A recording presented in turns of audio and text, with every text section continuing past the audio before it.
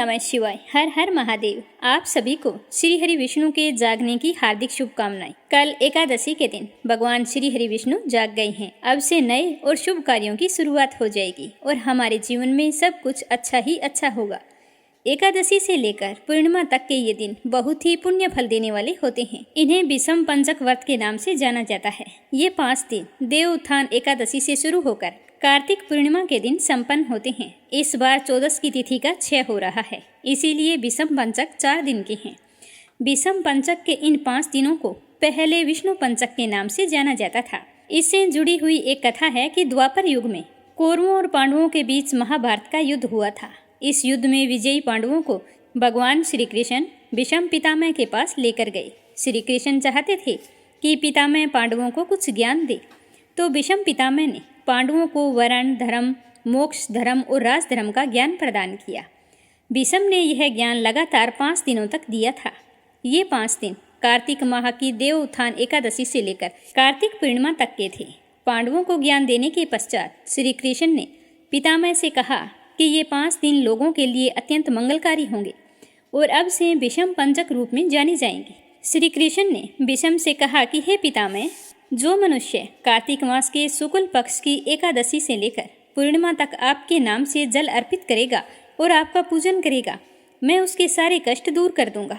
मान्यता है कि विषम पंचक व्रत कथा का पाठ सबसे पहले सतयुग में ऋषि वशिष्ठ, ऋषि भृगु और ऋषि गर्ग ने किया था। इसके बाद त्रेता युग में महाराजा अम्बरीश ने इस व्रत को किया था।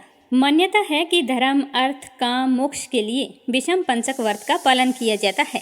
गरुड़ पुराण की विषम पंचक कथा के अनुसार विषम पंचक व्रत के दिनों में भगवान श्री कृष्ण के समक्ष पहले दिन उनके चरणों में कमल के फूल अर्पित करने चाहिए, दूसरे दिन जांग पर बिल्व पत्र, तीसरे दिन नाभि में सुगंध, चौथे दिन कंधों पर जावा का फूल और 5वें दिन सर पर मालती का फूल अर्पित करना चाहिए। इन 5 दिनों के व्रत से पूरे चातुर्मास का पुण्य फल प्राप्त हो जाता है। तो अब अपने सुनते हैं कार्तिक मास की कथा। आज जो मैं कथाएं आपको सुना रही हूँ, इन कथाओं को कार्तिक माह के अंतिम 5 दिनों में जरूर सुनना चाहिए। इससे पहले मैं आप सभी का धन्यवाद करना चाहती हूँ। कार्तिक मास की कथा और अध्याय को इतने प्रेम पूर्वक और श्रद्धा भाव से सुना है। श्री हरि आपकी सारी मनोकामनाएं पूर्ण करे। हर एक श्रोता से मेरा निवेदन है, सब्सक्राइब जरूर करें। तो हमेशा की तरह पहले सुनते हैं गणेश जी की कहानी। बोलो गणेश गजानन की जय हो। एक समय की बात है, एक गांव में एक भाई बहन रहा करते थे। बहन का नियम था कि वह रोजाना अपने भाई के दर्शन करके उसी के बाद भोजन करती थी। तो इसी तरह दोनों भाई बहन बड़े हो गए और उनकी शादी कर दी गई। बहन अपनी ससुराल चली गई। अब वो वहाँ भी जल्दी जल्दी घर का काम खत्म करती और फिर अपना भाई का मुख देखने के लिए अपने मायके आती। अपने भाई से मिलने के बाद ही घर जाकर भोजन करती। तो एक दिन रास्ते में एक पीपल के नीचे गणेश जी की मूर्ति रखी थी। उसने भगवान के सामने हाथ जोड़कर कहा कि हे गणेश जी भगवान, मेरे जैसा अमर सुहाग और मेरे जैसा अमर पीहर सबको दीजिए। यह कहकर वो अपने मायके चली गई। अब उसका रोजाना का नियम था, वह 2 मिनट गणेश जी भगवान की मूर्ति के आगे रुकती और वही बात कहती और फिर अपने भाई से मिलने के लिए चली जाती। एक दिन उसके पैरों में जंगल की झाड़ियों के कांटे चुभ गए। जैसे ही वो अपने भाई के घर पहुंची और भाई का मुख देखकर बैठ गई, तब भाभी ने पूछा कि ननंद पैसा आपके पैरों में क्या हो गया। तो वह कहने लगी कि भाभी, रास्ते में जंगल की झाड़ियों के कांटे गिरे थे, वो मेरे पाँवों में चुभ गए। तो उसकी भाभी ने गर्म पानी लाकर उसके पैर धोए और फिर पट्टी बांध दी, चाय पानी पिलाया और कुछ देर बातचीत करके जब उसकी ननंद अपने घर चली गई तो उसकी भाभी पीछे से कहने लगी कि आप किस तरह के भाई हैं, अपनी बहन के पैरों की तरफ देखा है, वो तो आपका मुख देखे बिना भोजन नहीं करती और आप अपनी बहन की तरफ ध्यान नहीं देते। देखा नहीं उसके पैरों में किस तरह से कांटे चुभे हुए थे। जाओ अभी के अभी रास्ता साफ करवा दो। तो यह सुनकर उसे बड़ा ही दुख हुआ कि मेरी बहन मेरा मुंह देखने के लिए यहाँ तक आती है और मैंने कभी भी ध्यान नहीं दिया कि वो किस तरह आती है, कितनी परेशान होती है। तो अपनी पत्नी को कहने लगा कि मैं अभी जाता हूँ और सारा रास्ता साफ करके आता हूँ। तो वह कुल्हाड़ी लेकर गया और सारी झाड़ियाँ काट कर रास्ता साफ कराया। रास्ते को साफ करते हुए उसने ध्यान नहीं दिया, गणेश जी की मूर्ति को भी वहाँ से हटा दी। तो यह देखकर गणेश जी भगवान गुस्सा हो गए। जब वह घर आया तो उसकी तबीयत खराब हो गई और गणेश जी के प्रकोप से वह मृत्यु को प्राप्त हो गया। गांव के लोग इकट्ठा हो गए, संस्कार की तैयारी करने लगे। तो उसकी पत्नी ने रोते हुए कहा कि भाई आप लोग थोड़ी देर रुक जाइए, मेरी ननंद आने वाली है, वो अपना भाई का चेहरा देखे बिना भोजन नहीं करती। तो गांव वाले कहने लगे कि आज तो अपने भाई का मुख देख लेगी, वो कल किसका मुख देखेगी। तो वह कहने लगी कि आज इनकी बहन को इनके दर्शन कर लेने दो, फिर आप ले जाना, यह उसका नियम है। तो गांव वाले उसकी बहन का इंतजार करने लगी। रोज की तरह बहन अपने भाई का मुख देखने के लिए जंगल के रास्ते से निकली। तो जंगल का रास्ता सारा साफ किया हुआ था। तो वह आगे बढ़ी तो उसने देखा कि सिद्धि विनायक भी वहां पर नहीं थे। तो वो सोचने लगी कि गणेश जी की मूर्ति कहाँ गई। तभी उसकी नज़र गणेश जी की मूर्ति पर पड़ी। तो उसने मूर्ति को उठाया और साफ करके वापिस उसी जगह पर रख दिया और गणेश जी भगवान को प्रणाम करके कहने लगी कि हे गणेश जी भगवान, मेरे जैसा अमर सुहाग और मेरे जैसा अमर पीहर सबको देना। यह कहकर वो चली गई। तो भगवान सोचने लगे कि अगर आज मैंने इसकी नहीं सुनी तो मेरी कौन मानेगा, कौन मुझे पूजेगा। मैंने तो इसके भाई के प्राण हर लिए हैं। तो सिद्धि विनायक ने उसे आवाज़ दी कि बेटी, इस खेजड़ी की 7 पत्तियां तोड़कर ले जा और उसे कच्चे दूध में घोलकर तुम्हारे भाई के ऊपर छींटा मार देना, तो वह उठकर बैठ जाएगा। तो यह आवाज़ सुनकर बहन पीछे मुड़ी तो पीछे कोई नहीं था। तो वह सोचने लगी कि कौन था, कौन मुझे आवाज़ दे रहा था। कोई बात नहीं, जैसा सुना है वैसा कर लेती हूँ। तो उसने 7 खेजड़ी की पत्तियां तोड़ी और अपनी चुनरी के पल्ले बांध ली और अपने भाई के घर पहुँच गई। वहाँ जाकर देखा तो खूब सारे लोग इकट्ठा होकर बैठे थे। भाभी रो रही थी और भाई की लाश रखी हुई थी। तो यह देखकर उसे बहुत दुख हुआ। फिर उसे पत्तियों वाली बात याद आई। तो जैसे उसने सुना था उसी तरह उसने दूध में उन पत्तियों को घोलकर अपने भाई के ऊपर छींटा दिया। तो उसका भाई तो उठकर बैठ गया और कहने लगा कि बहन, आज तो मुझे बहुत गहरी नींद आई। तो अपने भाई की बात सुनकर उसकी बहन कहने लगी कि भैया, ऐसी गहरी नींद तो किसी दुश्मन को भी ना आई। यह कहते हुए उसने सारी बात अपने भाई को बता दी। तो यह सुनकर उसके भैया और भाभी बहुत ही खुश हुए और गांव वालों को भी यह जानकर बड़ी ही हैरानी हुई। सारे कहने लगे कि बहन में सत्य था जो उसने अपने भाई को मौत के मुंह से वापस निकाल लिया है। और सारे गणेश जी भगवान का जयकारा लगाने लगे। हे गणेश जी भगवान, जैसे आपने उस लड़की के भाई की रक्षा की, वैसे ही सभी बहनों के भाइयों की रक्षा करना और उनका अमर पीहर और अमर सुहाग बनाए रखना। जो भी आपकी इस कथा को श्रद्धा भाव से सुने, उसकी सारी मनोकामनाएं पूर्ण करना। बोलो गणेश जी भगवान की जय हो। अगली कहानी सुनते हैं गजेंद्र मोक्ष की। प्राचीन समय की बात है। द्रविड़ देश में एक पांडव वंशी राजा राज्य करते थे। उनका नाम था इंद्रधुमन। वे भगवान की आराधना में ही अपना अधिक से अधिक समय व्यतीत करते थे। उनके राज्य में सर्वत्र सुख शांति थी। प्रजा हर तरह से संतुष्ट और खुशहाल थी। लेकिन राजा इंद्रधुमन अपना समय राज कार्य में बहुत ही कम दे पाते थे। वे कहते थे कि भगवान विष्णु ही मेरे राज्य की व्यवस्था करते हैं, अतः वे अपने इष्ट परम प्रभु की उपासना में हमेशा लीन रहते थे। राजा इंद्रधुमन के मन में आराध्य आराधना की लालसा दिनों दिन बढ़ती ही चली गई। तो उन्होंने राज्य को त्याग दिया और मल्य पर्वत पर रहने लगे। उनका वेश तपस्वियों जैसा था। सिर के बाल बढ़कर जटा के रूप में हो गए थे। वे निरंतर परम ब्रह्मा परमात्मा की आराधना में लीन रहते थे। उनके मन और प्राण भी श्री हरि के चरण कमलों में मधुकर बनकर रहते। इसके अतिरिक्त उन्हें जगत की कोई वस्तु अच्छी नहीं लगती थी। उन्हें राज्य, कोष, प्रजा तथा पत्नी आदि किसी भी प्राणी या पदार्थ की कभी भी याद नहीं आती थी। एक समय की बात है कि राजा इंद्रधुमन प्रतिदिन की भांति स्नान आदि से निवृत्त होकर सर्वसमर्थ प्रभु की उपासना में लीन थे। उन्हें बाहरी जगत का तनिक भी ध्यान नहीं था। संयोगवश उसी समय महर्षि अगस्त्य अपने समस्त शिष्यों के साथ वहां पर पहुंच गए। लेकिन राजा इंद्रधुमन ने उनकी तरफ ध्यान नहीं किया, क्योंकि उन्हें तो बाहरी दुनिया का बिल्कुल भी ध्यान नहीं था। वो तो अपनी पूजा में ही लीन थे। तो ध्यान न होने के कारण उन्होंने ऋषि अगस्त्य का आदर सत्कार नहीं किया। तो यह देखकर महर्षि अगस्त्य कुपित हो गई और उन्होंने इंद्रधुमन को श्राप दे दिया। कहने लगे कि इस राजा ने गुरुजनों से शिक्षा ग्रहण नहीं की है और अभिमानवश होकर परोपकार से निवृत्त होकर मनमानी कर रहा है। ऋषियों का अपमान करने वाला यह राजा हाथी के समान जड़ बुद्धि है। तो मैं इसे श्राप देता हूँ कि इसे घोर अज्ञानमयी हाथी की योनि प्राप्त हो। महर्षि अगस्त्य भगवत भक्त इंद्रधूमन को यह श्राप देकर चले गए। राजा इंद्रधूमन ने भी इसे श्री भगवान का मंगलमय विधान समझकर प्रभु के चरणों में सर रख दिया। क्षीराब्दी में 10 सहस्त्र योजन लंबा, चौड़ा और ऊंचा त्रिकुट नामक पर्वत था। यह पर्वत अत्यंत ही सुंदर और श्रेष्ठ था। उस पर्वतराज त्रिकुट की तराई में ऋतुमान नामक भगवान वरुण का क्रीड़ा कानन था। उसके चारों ओर दिव्य वृक्ष सुशोभित थे। वे वृक्ष सदा पुष्पों और फूलों से लदे रहते थे। उसी क्रीड़ा कानन ऋतुमान के समीप पर्वत श्रेष्ठ त्रिकुट के गहन वन में हाथी रहा करते थे। उन्हीं हाथियों के साथ शक्तिशाली और अमित पराक्रमी गजेंद्र रहता था। यह गजेंद्र राजा इंद्रधूमन थे, जो श्राप की वजह से हाथी की योनि में आ गए थे।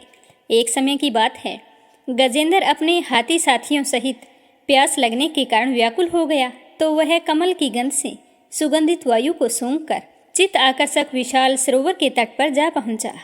गजेंद्र ने सरोवर के निर्मल, शीतल और मीठे जल में प्रवेश किया।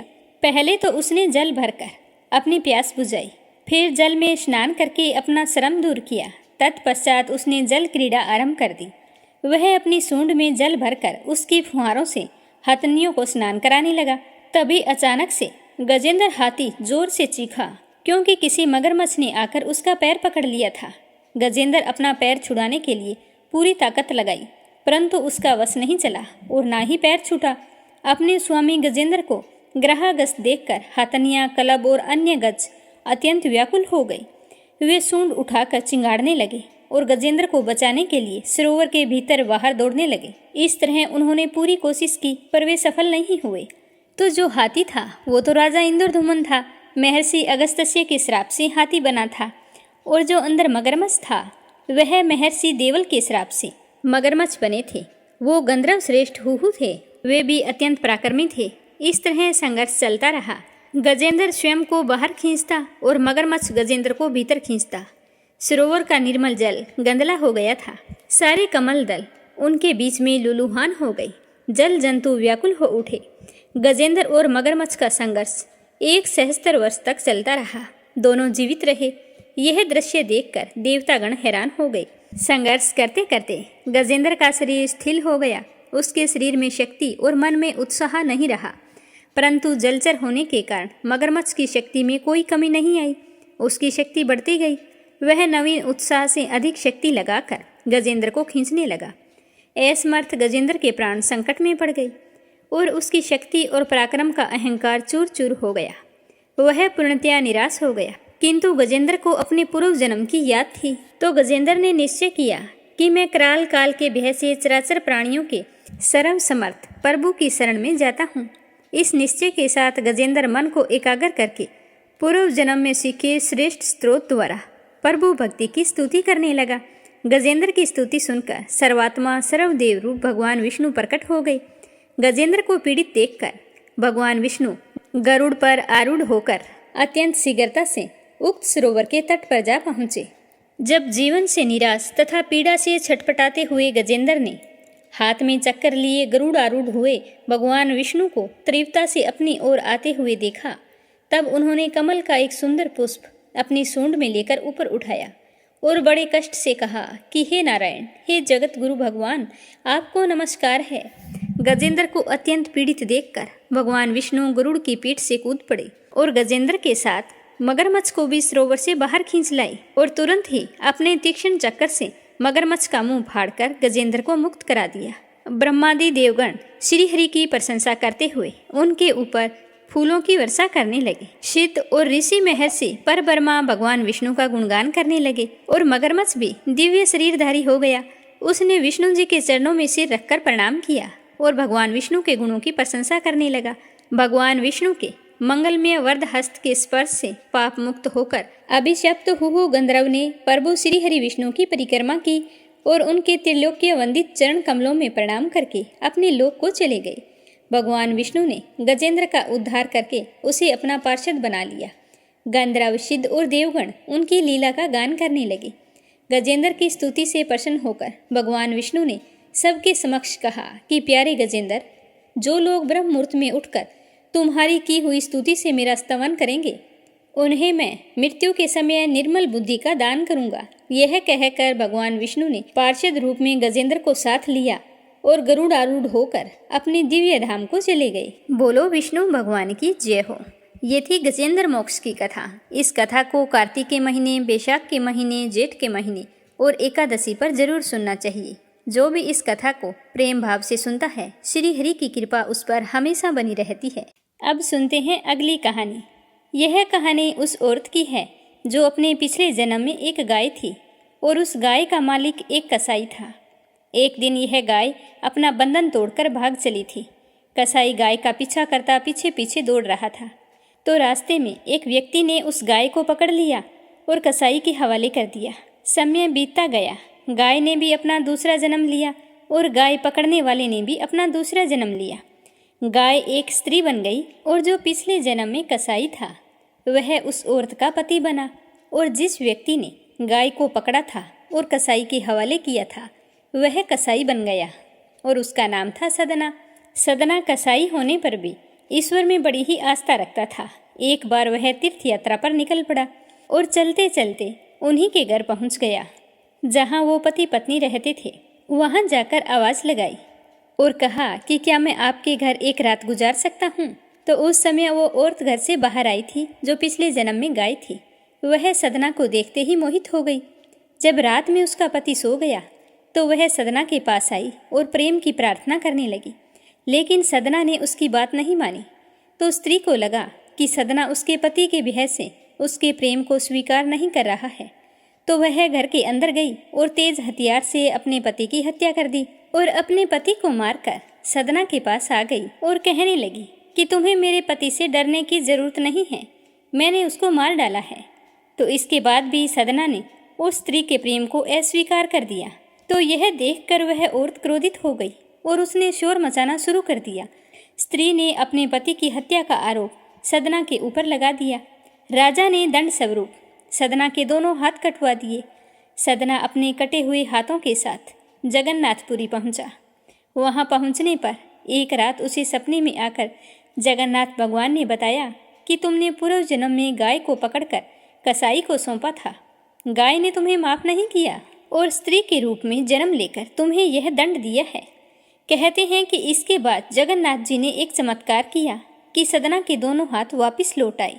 तभी तो कहते हैं कि पाप करने वाला और करवाने वाला दोनों ही पाप के भागी बनते हैं। मनुष्य के कर्म लौट कर आते हैं, इसीलिए हर मनुष्य को चाहिए कि उसे अच्छे कर्म करने चाहिए। पर भगवान की भक्ति भी कभी निष्फल नहीं जाती। सदना भगवान श्रीहरि का परम भगत था, तो भगवान ने उस पर अपनी कृपा दृष्टि बरसाई, जिससे उसे सजा भी मिल गई और उस सजा से मुक्ति भी मिल गई। बोलो जगन्नाथ भगवान की जय हो। बोलो विष्णु भगवान की जय हो। अब सुनते हैं कार्तिक स्नान की कथा।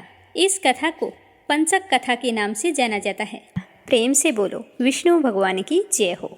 एक समय की बात है, एक नगर में एक ब्राह्मण दंपति रहा करते थे। वे दोनों प्रतिदिन 7 कोस दूर गंगा और यमुना नदी में स्नान करने के लिए जाते थे। सुबह जाते, आते आते शाम हो जाती। ऐसा करते करते सालों बीत गए। ब्राह्मण दंपति वृद्ध हो चले थे। अब तो ब्राह्मणी लौट कर आती तो बिल्कुल थक जाती। एक दिन वह अपने पति से कहने लगी कि स्वामी, हम कितनी पूजा पाठ करते हैं, दान धर्म करते हैं, फिर भी हमारी संतान नहीं हुई। अगर हमारे एक पुत्र होता तो कितना अच्छा होता। पुत्र होता तो घर बहू आती, और बहू होती तो जब हम स्नान करके पूजा करके घर आते तो सारा काम किया हुआ मिलता और बना बनाया खाना मिलता। बहू हमारी कितनी सेवा करती। तो अपनी पत्नी की बात सुनकर ब्राह्मण कहने लगा कि बात तो तू ठीक कर रही है, चल मैं तेरे लिए बहू ला देता हूँ। तो वह बोली कि क्यों मजाक कर रहे हो, एक तो भगवान ने मजाक कर ली, अब ऊपर से आप भी बोल रहे हो। जब बेटा ही नहीं है तो बहू कहाँ से आएगी।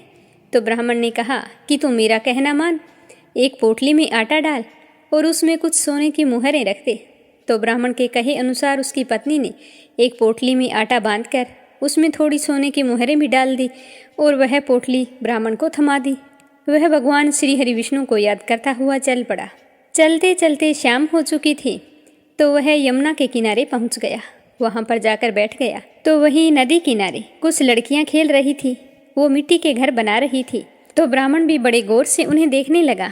थोड़ी देर बाद में उन लड़कियों ने एक दूसरे से कहा कि चलो बहनों घर चलते हैं, शाम हो गई है, माँ बाबूजी इंतजार कर रहे होंगे। तो ये कहकर सारी लड़कियां अपने अपने घर तोड़ने लगी। तो उनमें से एक लड़की ने कहा कि मैं अपना घर नहीं तोड़ूंगी, मुझे तो रहने के लिए घर चाहिए। तो लड़की की बात सुनकर ब्राह्मण मन ही मन सोचने लगा कि यही लड़की मेरी बहू बनने के लिए उचित है। जब वह लड़की अपने घर को जाने लगी तो वह ब्राह्मण भी उसके पीछे पीछे चलने लगा, उसके घर तक पहुंच गया। जब लड़की घर के अंदर चली गई तो ब्राह्मण ने बाहर से आवाज लगाई। तो आवाज सुनकर उस लड़की की माँ बाहर आई और पूछा कि आप कौन हो और किस लिए आए हो। तो वो कहने लगा कि मैं पास ही के गाँव में जा रहा था अपने लड़के का रिश्ता करने के लिए। अब मुझे जाते जाते रात हो गई है, तो मैं सोच रहा था कि अगर आपको ऐतराज ना हो तो एक रात आपके यहाँ रुक जाता हूँ, सुबह जल्दी ही चला जाऊँगा। तो यह सुनकर वो कहने लगी कि हाँ हाँ क्यों नहीं, रुक जाइए, आप हाथ पैर धो लीजिए, मैं आपके लिए खाना बना देती हूँ। तो ब्राह्मण ने कहा कि कार्तिक का महीना चल रहा है, मैं एक ही समय भोजन करता हूँ और किसी के घर का खाना भी नहीं खाता, इसीलिए मैं अपने साथ आटा लेकर आया हूँ।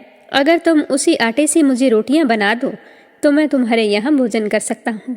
तो वह बोली कि क्यों नहीं, जैसा आप कहेंगे, आपके लाए हुए आटे से रोटी बना दूंगी। तो ब्राह्मण ने वह पोटली उस लड़की की माँ को थमा दी। अब वह आटा लेकर अंदर चली गई।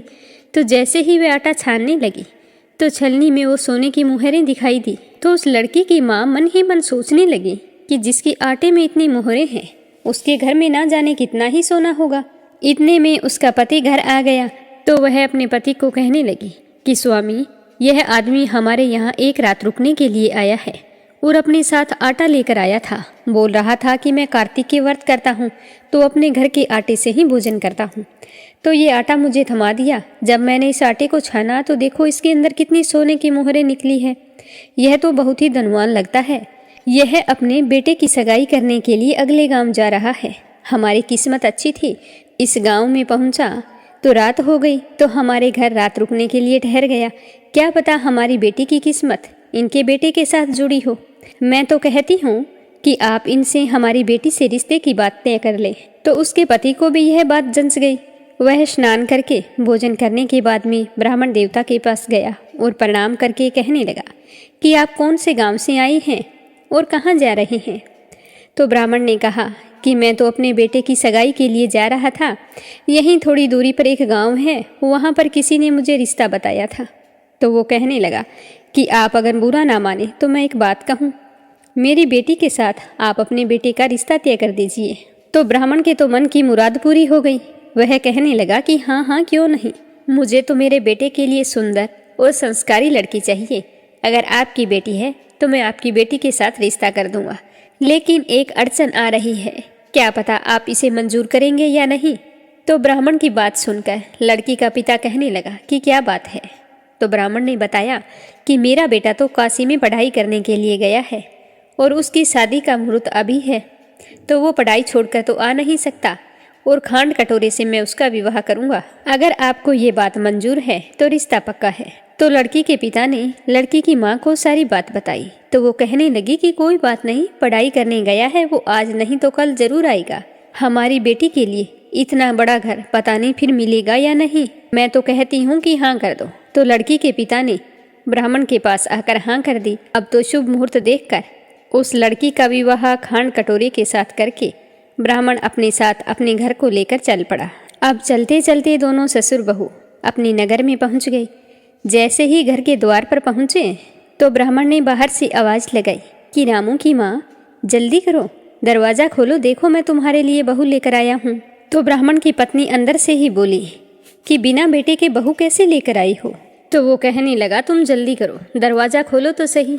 तो जैसे ही ब्राह्मणी ने दरवाजा खोला तो देखा सामने सुंदर तैयार हुई 16 श्रृंगार किए बहू खड़ी थी। तो ब्राह्मणी उसे देखकर बहुत ही खुश हुई और आदर सत्कार करके अंदर ले गई। अब जब ब्राह्मण अपनी पत्नी के साथ नदी पर स्नान करने के लिए जाता तो पीछे से बहू घर का सारा काम करके खाना बनाकर रख देती, उनके कपड़े धो देती, घर की साफ सफाई कर देती। जब शाम को उसके सास ससुर घर आते तो स्नान करने के लिए पानी डालती और फिर उनके हाथ पैर भी दबाती। तो यह देखकर ब्राह्मण दंपति बहुत ही खुश होते और उसे ढेरों दुआएं देते। लेकिन ब्राह्मणी ने एक बात पहले ही दिन अपनी बहू से कह दी थी कि बेटा, कभी भी चूल्हे की आग मत बुझने देना और मटके का पानी खत्म मत होने देना। ये कहकर उसे चावल और मूंग मिलाकर दे जाती और कहती कि इन्हें पहले अलग अलग करना, उसके बाद में इसकी खिचड़ी बना लेना। तो बहू जैसा अपनी सास कह के गई थी वैसा ही करती, क्योंकि सास ने तो इसीलिए वो मिलाकर दिया था कि इन सबको साफ करेगी तो समय बीत जाएगा और कामों में लगी रहेगी तो घर से बाहर भी नहीं जाएगी। अगर घर से बाहर चली गई तो कोई सच्चाई बता देगा तो यह तो नाराज होकर चली जाएगी, फिर हमारा क्या होगा। ऐसा करते करते कई महीनों बीत गए। एक दिन की बात है कि चूल्हे की आग बुझ गई तो चूल्हे में आग ना देखकर बहू घबरा गई और भागी भागी अपनी पड़ोसन के घर गई और जाकर कहा कि बहन, मुझे जल्दी से आग दे दो, आज मेरे चूल्हे की आग बुझ गई है। मेरे सास ससुर सुबह 5 बजे से गए हैं, अब थके हारे लौटेंगे, मुझे उनके लिए खाना भी तो बनाना है। तो यह सुनकर पड़ोसन कहने लगी कि तू कौन है, किसकी बहू है। तो वो कहने लगी कि आपके पड़ोस में जो पंडित जी रहते हैं, मैं तो उन्हीं के बेटे की बहू हूँ। ये कहकर उसने सारी कहानी बता दी। तो सुनकर उसकी पड़ोसन कहने लगी कि तू तो बावली है, ये दोनों मिलकर तुम्हें पागल बना रहे हैं। इनके कोई पुत्र ही नहीं है, ये तो निसंतान है। इनका कोई भी बेटा बनारस काशी पढ़ने नहीं गया, ये सब कुछ तुमसे झूठ बोल रहे हैं। तो ब्राह्मण की बहू पड़ोसन की बातों में आ गई और कहने लगी कि अब आप ही बताओ मैं क्या करूं।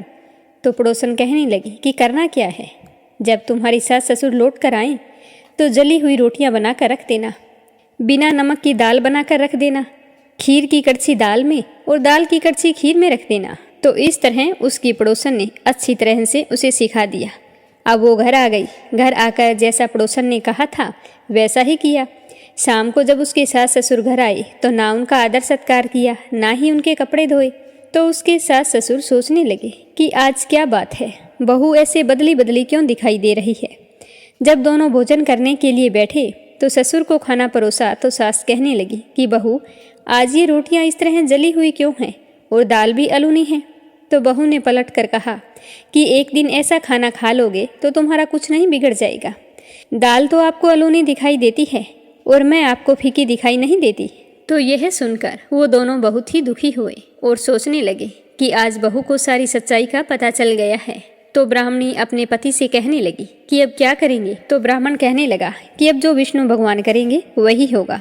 इस तरह बतियाते हुए दोनों सो गए। सुबह जल्दी उठे और स्नान करने के लिए गंगा तट पर चले गए। जब वो जाने लगे तो उनकी बहू ने कहा कि ये 7 कोठों की चाबी है, वो मुझे दे दो। तो उसकी सास ने कई देर तक तो आनाकानी की, पर उसकी बहू ने जिद ही पकड़ ली कि आज तो आपको इन 7 कमरों की चाबी मुझे देनी ही पड़ेगी। तो उसके ससुर ने अपनी पत्नी से कहा कि बहू जब चाबी मांग रही है तो दे दो, आज नहीं तो कल इन चाबियों को इन्हें ही संभालना है, तुम चाबी बहू को दे दो। तो ब्राह्मणी ने चाबी निकाल कर बहू को थमा दी और दोनों बड़े ही चिंतित और उदास मन से स्नान करने के लिए चल पड़े। उन दोनों के जाने के बाद में जब बहू ने पहला दरवाज़ा खोला तो देखा उसमें तो खूब सारा अनाज भरा था। दूसरा खोल कर देखा तो उसमें धन भरा हुआ था, किसी में बर्तन पड़े थे। इस तरह करते करते उसने 7वां कमरा खोला तो उसके अंदर देखा कि शिव जी, पार्वती माता, गणेश जी, लक्ष्मी माता, पीपल पथवारी और कार्तिक के ठाकुर, राई दामोदर, तुलसी जी का बिडला, गंगा यमुना, 33 कोटि देवी देवता विराजमान है और वहीं पर एक लड़का चंदन की चौकी पर बैठा माला जप रहा था। तो यह सब देखकर उसने लड़के से पूछा कि तुम कौन हो और इस बंद कमरे में क्या कर रहे हो। तो वो लड़का कहने लगा कि मैं तेरा पति हूँ, तुम अभी इस दरवाजे को बंद कर दो, जब मेरे माता पिता आएंगे तभी इस दरवाजे को खोलना। तो यह देखकर बहू बहुत ही खुश हुई और 16 श्रृंगार करके सुंदर वस्त्र पहनकर तैयार हो गई और घर का सारा काम जल्दी जल्दी निपटा लिया। अपनी सास ससुर का इंतजार करने लगी। उसने अपने सास और ससुर के लिए अच्छे अच्छे पकवान बनाए और उधर उसके सास ससुर गंगा जी में स्नान करके पीपल में जल सींचने गए तो वहां जाकर बोले कि हे विष्णु भगवान, हमारी लाज आपके हाथ में है, अब हम बहू को क्या जवाब देंगे। इस तरह दोनों विनती करते हुए वहां से वापस घर को चल पड़े। जब वो घर आए तो देखा कि बहू तो बहुत ही खुश थी। उनका खूब आदर सत्कार किया, 36 प्रकार के व्यंजन बनाए थे, प्रेम पूर्वक खाना खिलाया और फिर उनके हाथ पैर दबाने लगी। पैर दबाते दबाते बहू ने अपनी सास से कहा कि माँ, इतनी दूर गंगा यमुना स्नान करने के लिए जाते हो तो आप थक जाते होंगे, इसीलिए आप घर पर ही स्नान क्यों नहीं कर लेते। तो बहू की बात सुनकर सास कहने लगी कि बेटी, गंगा यमुना घर पर नहीं बहती। तो वो कहने लगी, हाँ माँ जी, हमारे घर में तो गंगा यमुना घर पर ही बहती है, चलो मैं आपको दिखाती हूँ। तो यह कहकर वो अपनी सास को लेकर 7वें कमरे के पास गई और खोलकर दिखाया तो उसके अंदर तो शिव जी, पार्वती, गणेश जी, लक्ष्मी जी, पीपल पथवारी, कार्तिक के ठाकुर, राई दामोदर, तुलसी जी का बिड़वा, गंगा यमुना बह रही थी और 33 कोटि देवी देवता वहाँ पर विराजमान थे। वहीं एक चंदन की चौकी पर बैठा एक लड़का माला जप रहा था। तो उसे देखकर ब्राह्मणी ने उससे पूछा कि बेटा तू कौन है। तो लड़का कहने लगा कि माँ, मैं तेरा ही बेटा हूँ। तो वह कहने लगी कि तू कहाँ से आया है। तो लड़का कहने लगा कि मुझे तो कार्तिकेय ने भेजा है।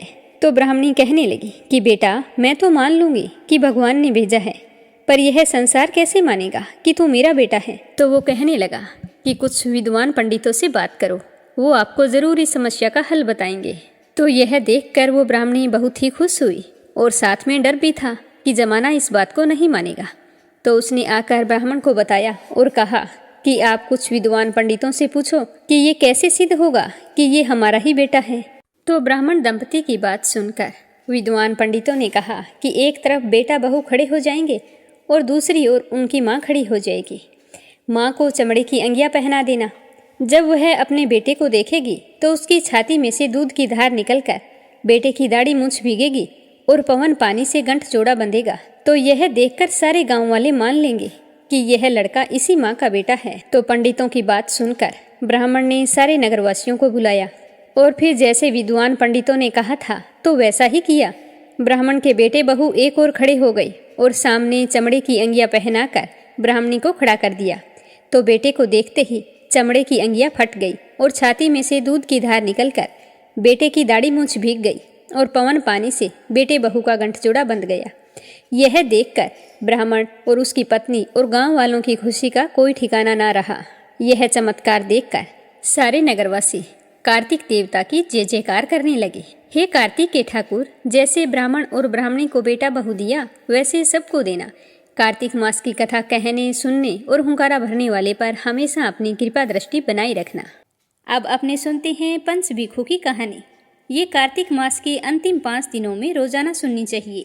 एक समय की बात है, किसी गांव में एक साहूकार रहता था। उसके एक बेटा और एक बहू भी थे। साहूकार के बेटे की बहू कार्तिक के महीने में रोजाना सुबह जल्दी उठकर गंगा स्नान के लिए जाती थी। उसका नियम था कि वह कभी भी पराये पुरुष का मुंह नहीं देखती थी। एक राजा का बेटा भी सुबह सवेरे गंगा स्नान के लिए जाता था। वह देखकर हैरान होता कि मैं बहुत जल्दी आता हूँ स्नान करने के लिए, लेकिन कोई तो है जो मुझसे भी पहले आकर स्नान करके चला जाता है। तो राजा का बेटा रोजाना सुबह जल्दी आने की कोशिश करता, पर साहूकार की बहू उससे भी पहले स्नान करके चली जाती। ऐसा करते करते कार्तिक का महीना बीतने वाला था। सिर्फ अंतिम 5 दिन बाकी बचे थे। तो साहूकार कहने लगा कि अब तो मैं पता लगा के ही रहूंगा कि कौन है। इस तरह सोचते हुए वो कार्तिक स्नान के लिए जा रहा था। तो साहूकार की बहू स्नान करके घर जा रही थी। जैसे ही साहूकार के बेटे की बहू को लगा कि कोई आ रहा है तो वो जल्दी जल्दी अपने घर जाने लगी। जल्दबाजी करने पर उसकी माला मोजड़ी वहीं पर छूट गई। तो वह तो घर चली गई और राजा का बेटा देखने लगा कि कोई तो था जो स्नान कर रहा था, अब कहाँ चला गया। इस तरह वो इधर उधर देखने लगा। तभी उसकी नज़र माला मोजड़ी पर पड़ी तो उसने उठा ली और सोचने लगा कि ये कोई औरत है जो मुझसे पहले स्नान करने आती है, और जिस औरत की माला मोजड़ी इतनी सुंदर है तो वो खुद ना जाने कितनी ही सुंदर होगी। तो उसने पूरे गांव में मुनादी करवा दी कि जिसकी माला मोजड़ी है वह 5 रात मेरे पास आएगी। अब राजा के बेटे का हुक्म था तो कोई टाल भी नहीं सकते थे और ना ही विरोध कर सकते थे। तो सामने से साहूकार के बेटे की बहू ने कहला दिया कि मैं 5 रात तो आऊंगी, लेकिन किसी को साख भरने के लिए बैठा देना। तो यह सुनकर राजा के बेटे ने एक तोते को पिंजरे में बंद करके गंगा किनारे पेड़ पर टांग दिया। बहू सुबह के समय आई, पहली पौड़ी पर पैर रखा और बोली कि हे कार्तिक के ठाकुर राई दामोदर, 5 पांडु, 6 नारायण, भीखम राजा, उस पापी को नींद आ जाए। तो उसके इतना कहते ही राजा के बेटे को नींद आ गई। बहू सुबह नहा धोकर चलने लगी तो तोते से कहने लगी कि सुआ सुआ तेरे गल डालूं हीरा, मेरा साख वरियो बीरा। तो सुआ बोला कि कभी कोई भाई भी अपनी बहन की साख वरता है क्या? तो वह कहने लगी कि सुआ सुआ मैं सुबह तेरे पैरों में नेवर डालूंगी, साख भरियो मेरे देवर। तो सुए ने कहा कि ठीक है भाभी, मैं आपकी साख जरूर भरूंगा। तो सुनकर वो बहुत ही खुश हुई और अपने घर चली गई। उसके जाने के बाद में राजा का बेटा हड़बड़ाकर उठकर बैठा और सुए से पूछने लगा कि सुआ वो आई थी क्या, कैसी थी? तो सुआ बोला कि आभा सी बिजली, होली की सी झल, केला की सी कामिनी, गुलाब सा रंग। तो यह सुनकर राजा के बेटे का मन मचलने लगा और सोचने लगा कि मैं भी कैसा हूँ। वो आई तो मैं सो गया, कल से मैं नींद नहीं लूँगा। तो अगले दिन राजा के बेटे ने सोचा कि आज मैं अपनी अंगुली में चीरा लगा लूँगा ताकि मुझे नींद ना आए। तो अगले दिन राजकुमार ने अपनी अंगुली चीर कर वहाँ पर बैठ गया। अंगुली में बुरी तरह से दर्द हो रहा था, उसे नींद भी नहीं आ रही थी। और उधर जैसे ही सुबह होने वाली थी तो मुंह अंधेरे साहूकार के बेटे की बहू आई और भगवान से उसी तरह प्रार्थना करने लगी, कहने लगी कि हे कार्तिक के ठाकुर राई दामोदर, पांचों पांडु, छठे नारायण, भीखम राजा, उस पापी को नींद आ जाए। तो राजा के बेटे को नींद आ गई और साहूकार के बेटे की बहू ने स्नान किया और जाते समय तोते के पास आई और कहने लगी कि सुआ सुआ तुम मेरी साख भरियो, मैं तुम्हारे पैरों में नेवर डालूंगी। तो सुए ने कहा कि ठीक है भाभी। तो यह सुनकर वो घर चली गई और उसके जाते ही राजा का बेटा नींद से जाग कर बैठ गया। तो उसने तोते से पूछा कि सुआ सुआ वो आई थी क्या? तो सुए ने कहा कि हाँ आई थी। तो राजकुमार सोचने लगा कि मुझे क्या हो गया है कि जब वो आती है तो मुझे नींद आ जाती है।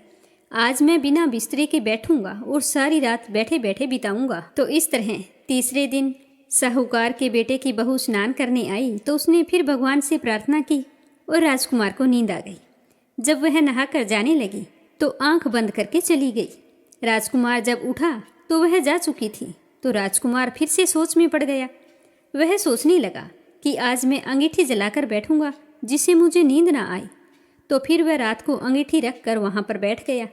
साहूकार की बहू आई और वह भगवान से प्रार्थना करने लगी कि भगवान, आपने 3 रातें तो निकाल दी, अब चौथे दिन भी मेरी रक्षा करना। तो साहूकार के बेटे को नींद आ गई और साहूकार की बहू स्नान करके चली गई। तो आंख खुलते ही उसने देखा कि सुबह हो चुकी थी और वहाँ पर कोई नहीं था।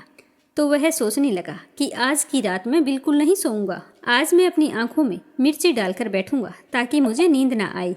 तो साहूकार की बहू फिर आई और उसने भगवान से उसी तरह प्रार्थना की कि भगवान, आज मेरा चौथा दिन है, आज भी मेरी लाज रखना।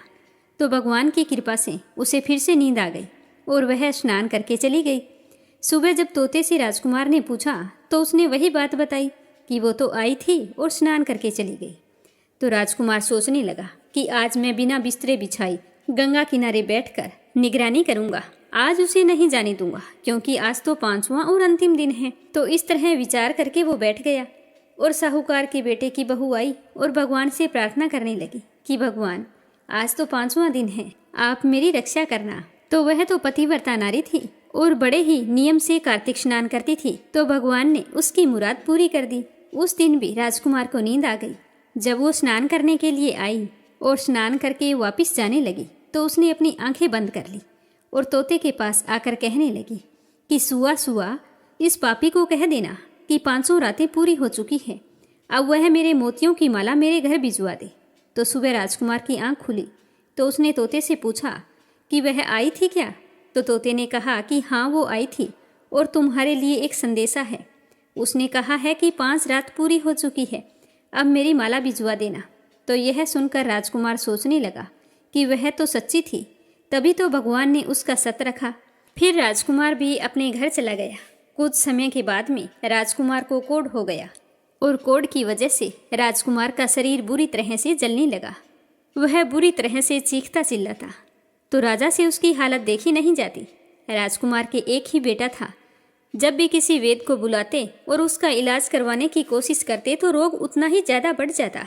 तो यह देखकर वैद्य ने कहा कि राजन, इसकी बीमारी हमारी समझ में नहीं आ रही है, आप किसी अच्छे विद्वान पंडित से पूछिए। तो राजा ने विद्वान पंडितों को बुलाकर पूछा कि मेरे बेटे का शरीर क्यों जल रहा है। जैसे ही मैं इसके इलाज करवाने की कोशिश करता हूँ तो और ज़्यादा जलने लगता है। बताओ इसका क्या कारण है। तो पंडितों ने देखकर बताया कि आपके बेटे ने पतिव्रता नारी पर बुरी नजर डाली थी, उसकी वजह से इसकी यह हालत हो गई है और इस रोग से यह पीड़ित हुआ है।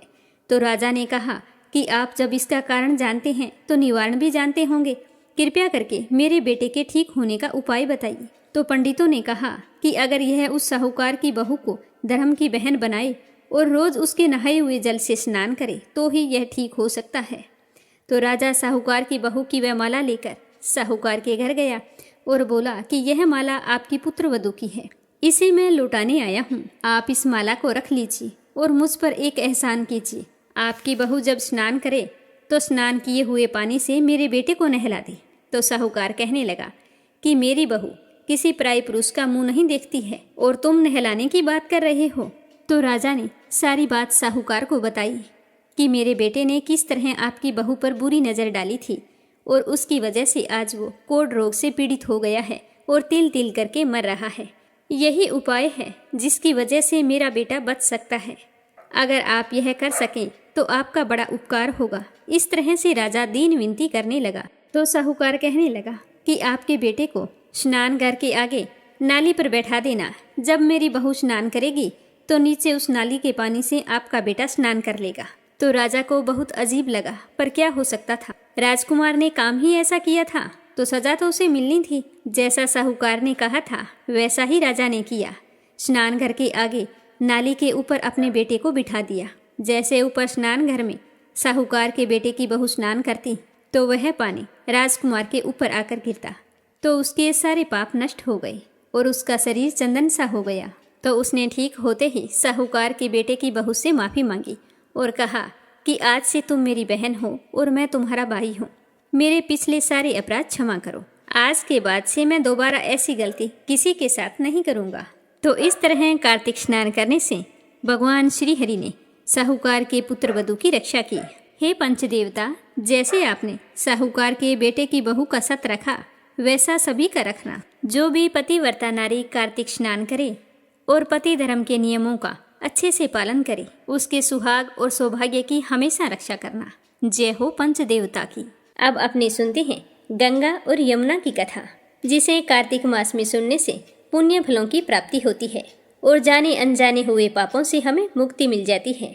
प्राचीन समय की बात है, एक गांव था जिसमें दो बहनें रहा करती थी। एक बहन का नाम था गंगा, दूसरी का नाम था जमुना। एक बार दोनों बहनें किसी साहूकार के खेत से गुजर रही थी तो जमुना ने खेत में से 13 दाने जौ के तोड़ लिए और गंगा को दिखाने लगी। तो गंगा कहने लगी कि जमुना, तूने ये क्या किया, तूने चोरी की है, इसका दोष तुझे लगेगा। तो यह सुनकर जमुना घबरा गई और कहने लगी कि बहन, मेरा ये पाप कैसे उतरेगा। तो गंगा कहने लगी कि तू अब ऐसा कर, जिस साहूकार का ये खेत है उसके घर जाकर 12 साल तक नौकरी कर, तभी तेरा पाप धुलेगा और तुझे इस दोष से मुक्ति मिलेगी। तो यह सुनकर जमुना साहूकार के घर चली गई और वहां जाकर साहूकार से कहने लगी कि बाबा, मुझे काम पर रख लो।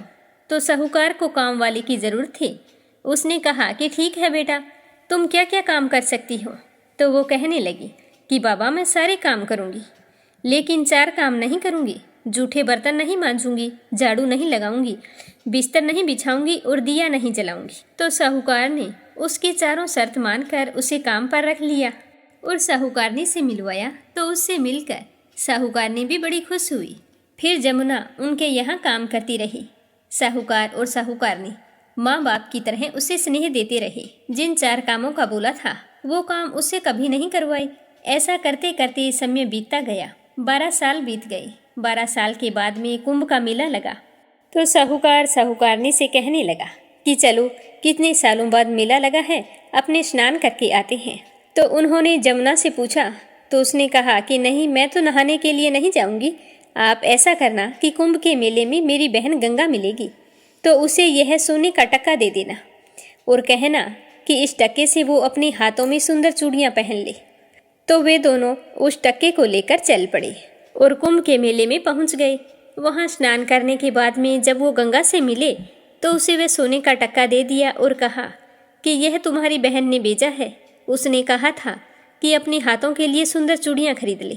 तो यह देखकर गंगा बहुत ही खुश हुई और कहने लगी कि तुम मेरी बहन से कहना कि उसके 12 वर्ष पूरे हो गए हैं, अब यहाँ वापिस आ जाए। तो साहूकार और साहूकारनी को उसकी बात समझ में नहीं आई।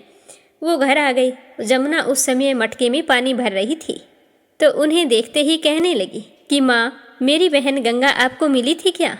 तो साहूकारनी कहने लगी कि हाँ बेटा, तुम्हारी बहन मिली थी। वो टका तो हमने उसे दे दिया, पर उसने तो कहा था कि मेरी बहन को बोल देना 12 वर्ष पूरे हो गए हैं, इसीलिए तुम वापिस आ जाओ। क्या बात थी?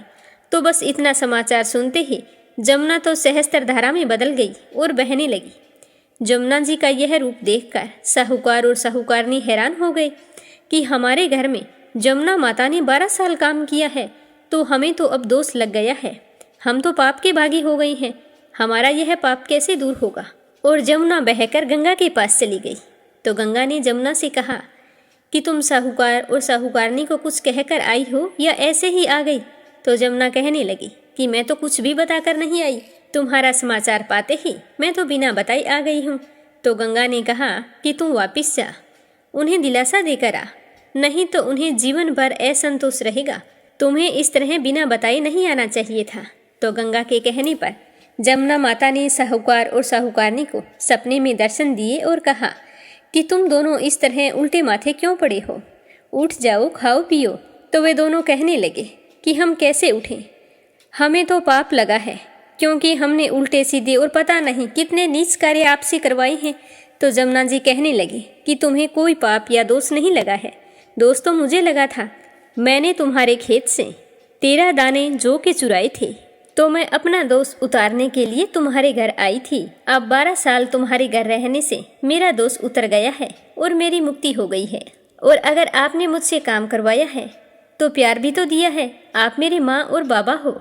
इस तरह उदास और परेशान होने की तुम्हें कोई ज़रूरत नहीं है।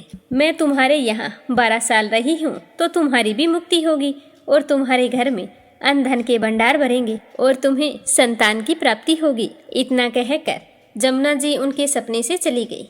दोनों उठकर देखते हैं कि उनके घर में पहले से अधिक धन हो गया है और 10 महीने पूरे होने पर साहूकारनी ने बहुत ही सुंदर पुत्र को जन्म दिया। इस तरह साहूकार और साहूकारनी के घर अन्न धन का वास हुआ और वंश वृद्धि हुई। हे जमुना माता, जैसे आपने साहूकार व साहूकारनी की मुक्ति कराई, वैसे अपने सभी भक्तों की कराना। अगली कहानी इल्ली और घुन की। एक समय की बात है, एक इल्ली और घुन रहा करते थे। दोनों में अच्छी दोस्ती थी, जहाँ भी जाते साथ साथ जाते। तो एक बार कार्तिक का महीना आया तो राजा की बेटी कार्तिक स्नान के लिए जा रही थी। तो इल्ली कहने लगी कि आओ घुन, हम भी कार्तिक स्नान करते हैं। राजा की बेटी जाती है तो हम भी चले जाएंगे, क्या पता हमें भी पुण्य फलों की प्राप्ति हो। तो इल्ली की बात सुनकर घुन कहने लगा कि तू ही कार्तिक स्नान कर, मैं तो कार्तिक स्नान के बारे में कुछ नहीं जानता, क्या होता है इसके करने से, मैं तो नहीं करूँगा। घुन के मना करने पर इल्ली एक बार तो उदास हो गई। सोचने लगी कि कार्तिक स्नान तो जरूर करना था। तभी उसके मन में एक विचार आया कि राजा की बेटी जाती है तो उसके पल्ले से लगकर चली जाऊंगी और उसी के साथ वापिस आ जाऊंगी, मुझे अकेली जाना नहीं पड़ेगा। तो यह सोचकर वो तो बहुत ही खुश हुई और दूसरे ही दिन से राजा की लड़की जब स्नान करने के लिए जाती तो उसकी चुन्नी के पल्ले के लगकर वो इल्ली भी चली जाती। जब राजा की बेटी गंगा जी पहुंच जाती तो इल्ली उतरकर धीरे से गंगा स्नान करती और वापिस आकर चुन्नी के पल्ले से लग जाती। इस तरह इल्ली ने राजा की बेटी के साथ पूरे महीने कार्तिक स्नान किया। घुन से वो रोजाना कहती थी, पर घुन ने तो एक ही दिन जाकर कार्तिक स्नान नहीं किया। समय बीतता गया, आयु पूरी होने पर दोनों मृत्यु को प्राप्त हो गए। इल्ली अपने दूसरे जन्म में कार्तिक स्नान के पुण्य प्रताप से राजा के घर में जन्म लिया और घुन राजा के घर का गधा बन गया। अब राजा की बेटी खूब लाड प्यार के साथ पलने बढ़ने लगी। समय के साथ वो बड़ी हुई तो राजा ने अपनी बेटी का विवाह किया। खूब सारा दान दहेज देकर अपनी बेटी को विदा किया। तो बेटी ससुराल जाने लगी तो उसने अपनी पालकी रुकवाई और राजा से कहने लगी कि पिताजी, मुझे तो यह गधा चाहिए। तो अपनी बेटी के मुंह से इस तरह की बात सुनकर राजा को बड़ी ही हैरानी हुई। राजा कहने लगे कि बेटी, तुम चाहे तो धन और दौलत और ले जा, पर इस गधे को मत लेकर जा। लोग क्या कहेंगे कि राजा के घर से आई है और दहेज में गधा लेकर आई है। पर राजा की बेटी तो अपनी जिद पर अड़ी रही। कहने लगी कि पिताजी मुझे और कोई दान दहेज नहीं चाहिए, मुझे तो बस ये गधा दे दो, सब कुछ मिल जाएगा। राजा को आखिर अपनी बेटी के आगे झुकना पड़ा और उस गधे को रथ के बंधवा दिया। अब गधा तो रथ के साथ साथ तेज तेज दौड़ने लगा और इस तरह राजा की बेटी अपने ससुराल पहुंच गई। वहां पर खूब लोग इकट्ठे हुए थे, देखने आए थे कि राजा के बेटे की बहू कैसी है। पर जब लोगों ने रथ के गधा बंधा हुआ देखा तो सभी लोगों को बड़ा ही आश्चर्य हुआ और कहने लगा कि देखो, राजा के घर से आई है और गधे को लेकर आई है। पर वह कुछ नहीं बोली। राजा और उसके बेटे को भी बड़ी ही हैरानी हो रही थी कि बहू गधे को लेकर क्यों आई है। फिर रथ से खोलकर गधे को महल के नीचे बंधवा दिया। अब रोजाना राजा की पुत्रवधू घर का काम जल्दी जल्दी निपटाती और नीचे उतर आती और उस गधे से बातें करने लगती। जब लड़की नीचे आती तो गधा कहता कि मुझे पानी पिला दे, तो वो लड़की कहती मैंने तुम्हें पहले ही कहा था कि कार्तिक स्नान कर ले, पर तूने तो मेरा कहना नहीं माना। तू तो बोलता था कि मैं तो कार्तिक स्नान नहीं करूँगा, ना मैं व्रत करूँगा, मैं तो बाजरा खाऊंगा और ठंडा ठंडा पानी पीऊँगा। अब बाजरा खा और ठंडा ठंडा पानी पी, मेरे साथ कार्तिक स्नान कर लेता तो तेरी ये हालत ना होती। एक दिन राजा ने अपनी पुत्रवधू को गधे के साथ बातें करते हुए सुन लिया, तो उन्होंने अपने राजकुमार को बुलाकर सारी बात बताई। तो राजकुमार ने आकर अपनी पत्नी से कहा कि आप मुझे सारी बात बताओ। तब रानी बनी उस लड़की ने कहा कि स्वामी, मैं पिछले जन्म में इल्ली थी और जो ये गधा है ये घुन था। तब मैंने इससे कहा था कि कार्तिक स्नान कर ले, पर वो नहीं माना और मैं राजा की लड़की के पल्ले से लगकर पूरे महीने कार्तिक स्नान किया था। तो कार्तिक स्नान के पुण्य प्रताप से राजा के घर में जन्म लिया और राजा के घर में ही बहू बनकर आई हूँ। तब राजा के बेटे ने सुना कि कार्तिक स्नान का इतना पुण्य प्रताप होता है, तो उसने अपने पिताजी को कार्तिक स्नान के पुण्य फल के बारे में बताया और कहा कि पिताजी, आप हमें आज्ञा दें कि हर साल हम दोनों पति पत्नी जोड़े से कार्तिक स्नान करें। तो राजा अपने बेटे की बात सुनकर बहुत ही खुश हुए और उन्हें कार्तिक स्नान करने की इजाज़त दे दी। फिर राजा का बेटा और उसकी पत्नी हर साल कार्तिक के महीने गंगा जी जाकर कार्तिक स्नान किया करते थे और फिर पंडितों को भोजन करवाकर खूब दान पुण्य भी करते थे। तो राजा ने सारी नगरी में कहला दिया कि जिस तरह मेरे बेटे और बहू कार्तिक स्नान करते हैं, उसी तरह सारी नगरी के लोग कार्तिक स्नान करें। तो सारे लोगों ने अपने राजा की आज्ञा मानकर कार्तिक स्नान किया और स्नान किया हुआ पानी उस घुन पे डाला जो गधा बना हुआ था, जिससे वह मोक्ष को प्राप्त हुआ। हे कार्तिक भगवान, कार्तिक स्नान का जैसा पुण्य फल आपने इल्ली को दिया वैसा सबको देना। जो भी कार्तिक स्नान करके आपकी इस कथा को श्रद्धा भाव से सुने, उसकी सारी मनोकामनाएं पूर्ण करना। अब सुनते हैं कार्तिक मास में सुनी जाने वाली धर्मराज जी की कहानी। किसी गांव में एक बुढ़िया रहती थी। वह बहुत ही नियम धर्म से व्रत रखा करती थी। एक दिन भगवान के घर से यमदूत उसे लेने के लिए आ गए और वह उनके साथ चल पड़ी। चलते चलते एक गहरी नदी के पास पहुंची तो यमदूत बोले कि माई, तुमने गौदान किया है या नहीं? तो बुढ़िया ने उनकी बात सुनकर मन ही मन पूरी श्रद्धा से गाय का ध्यान किया तो वह तुरंत उनके समक्ष आ गई और बुढ़िया उस गाय की पूंछ पकड़कर नदी पार कर गई। फिर वह बड़ी ही खुशी से यमदूतों के साथ आगे बढ़ने लगी तो सामने काले कुत्ते आ गए। तो यमदूत कहने लगे कि माई, अपने जीवन में कभी कुत्तों को खाना दिया है? तो बुढ़िया ने मन ही मन कुत्तों का ध्यान किया तो वे रास्ते से चले गए। तो यह देखकर बूढ़ी माई अत्यंत ही प्रसन्न हुई और आगे बढ़ने लगी। तो रास्ते में कौवे मिले, वे उस बुढ़िया के सिर में चोंच मारने लगे। तो यमदूत कहने लगे कि ब्राह्मण की बेटी के सिर में कभी तेल लगाया था? तो बुढ़िया ने ब्राह्मण की बेटी का ध्यान किया तो कौवे ने चोंच मारनी बंद कर दी। तो बूढ़ी माई अपने पुण्य प्रताप को याद करती हुई आगे बढ़ने लगी।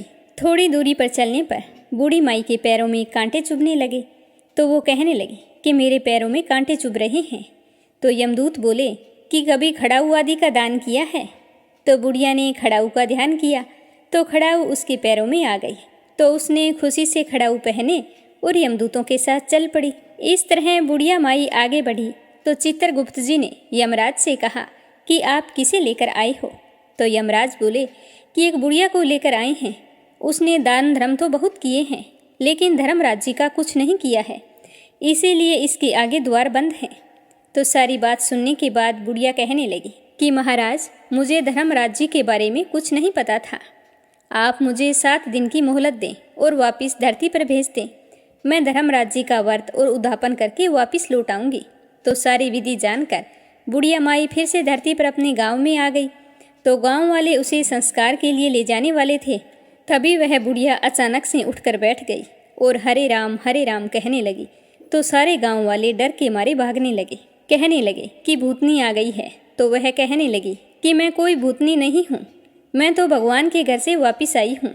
फिर बुढ़िया माई ने सारे गांव वालों को और अपने बेटे बहू को धर्मराज से हुई बातचीत के बारे में बताया और कहा कि अब मैं 7 दिन तक यहीं पर रहूंगी, धर्मराज जी के व्रत करूंगी और उद्यापन करके फिर वापिस चली जाऊंगी, जिससे मुझे परलोक में जगह मिलेगी। तो बुढ़िया की बात सुनकर उसके बेटे बहू ने अपनी माँ के लिए पूजा पाठ की सारी सामग्री एकत्रित कर दी और कहा कि माँ, आप धर्मराज जी के व्रत खुशी से करो और फिर आप उद्यापन के लिए जो कुछ चाहिए वो हमें बता देना। पर जब बुढ़िया माई कहानी कहती तो अपने बेटे बहू को पास बैठा लेती, पर वो कहानी का हुंकारा नहीं भरते।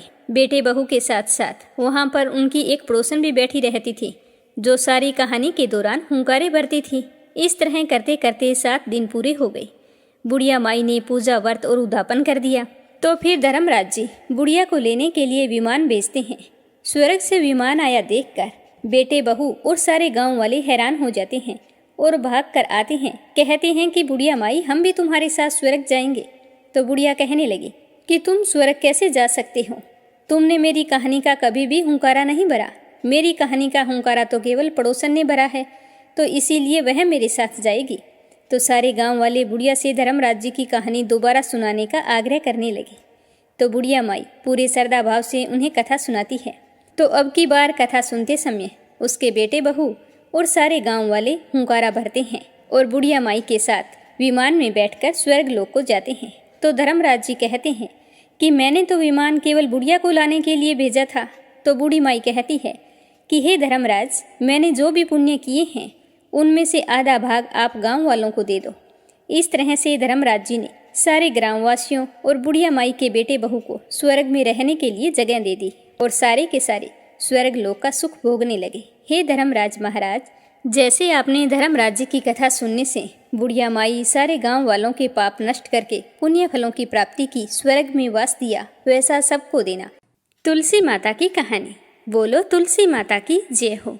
कार्तिक का महीना था। गांव की सारी औरतें तुलसी जी को जल सींचने जाया करती थी, तो उनके साथ एक बूढ़ी औरत भी जाती थी। जब वो गांव की औरतें जल सींचती तो बूढ़ी औरत वहां पर बैठी रहती। जब वो सारी की सारी जल सींचकर घर आ जाती तो बूढ़ी माई खड़ी होकर तुलसी माता से कहती कि हे तुलसी माता, सत की दाता, मैं बिड़ला सींचती हूँ तेरा, तू करना निधार मेरा। हे तुलसी माता, मुझे बहू दे, पीताम्बर की धोती दे, मीठा मीठा घास दे, बैकुंठा का बास दे, चटक की चाल दे, पटक की मोत दे, चंदन का सा काट दे, रानी का सा राज दे, दाल भात का भोजन दे, 11 की मोत दे, कृष्ण जी का कांधा दे। तो जब यह तुलसी माता सुनती तो सोचती कि इसे सब कुछ दे दूंगी, लेकिन भगवान श्री कृष्ण का कांधा कहाँ से दूंगी। तो इस तरह सोचते सोचते तुलसी माता तो सूखने लगी। एक दिन भगवान ने पूछा कि तुलसी, तुम सूख क्यों रही हो। तो तुलसी माता कहने लगी कि एक बुढ़िया रोज यहाँ पर आती है और मुझे कहती है कि हे तुलसी माता, सतगी दाता, मैं बिड़ला सिंचा तेरा, तू कर निधार मेरा।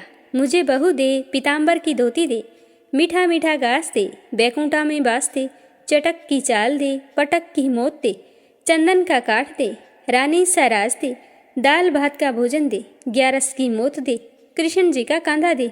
तब आप ही मुझे बताओ कि मैं उसे सब कुछ दे दूंगी, लेकिन कृष्ण का कांधा कहाँ से लाऊंगी। तो तुलसी की बात सुनकर भगवान कहने लगे कि वो चिंता तुम छोड़ दो, तुम हरी भरी हो जाओ, जब वो मरेगी तो मैं अपने आप कांधा देने आ जाऊंगा। तो यह सुनकर तुलसी माता बहुत ही खुश हुई और फिर से हरी भरी हो गई।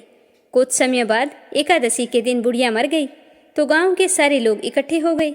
जब बुढ़िया माई को ले जाने लगे तो वह किसी से भी उठाई नहीं जा रही थी। गांव वाले कहने लगे कि यह तो बड़े नियम धर्म वाली थी, कभी भी किसी का इसने बुरा नहीं किया, तो आज ना जाने कौन से पाप कर्म आड़े आ रहे हैं जो ये किसी से भी उठाई नहीं जा रही। अब इसका अंतिम संस्कार कैसे करेंगे। इसी तरह सोच रहे थे कि तभी एक 12 वर्ष का बालक वहां आया। वो कहने लगा कि मुझे इस बुढ़िया के कान में कुछ कहना है, तो ये बुढ़िया माई हल्की हो जाएगी। तो उस बालक की बात सुनकर गांव वाले कहने लगे कि बेटा, यह बुढ़िया माई मर चुकी है, अब इसके कान में कहने से कोई फायदा नहीं है। तो वह बालक बोला कि मुझे एक बार इसके कान में कहने की इजाज़त दें। तभी वहाँ पर एक बुजुर्ग आदमी बैठा था।